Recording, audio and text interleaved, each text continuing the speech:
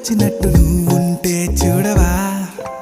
మంచువాన నన్ను ముంచెనంట వాన విల్లు మీద ఇల్లు కట్టినెవ్వరంట